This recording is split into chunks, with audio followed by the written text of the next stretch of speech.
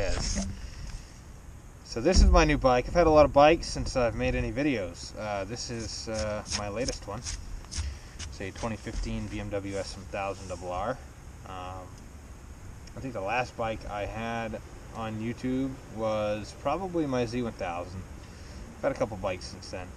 But this is the newest edition. I've also got a couple new cars and stuff that I'll have to update on the channel. I've been busy with stuff, so I haven't really done anything. Without further ado, this is my 2015 BMW, just a raw sound clip. It's about at operating temp now. It's currently 38 degrees up here where I am, so I'm kind of out on a chilly day. And we're just going to send it down the road.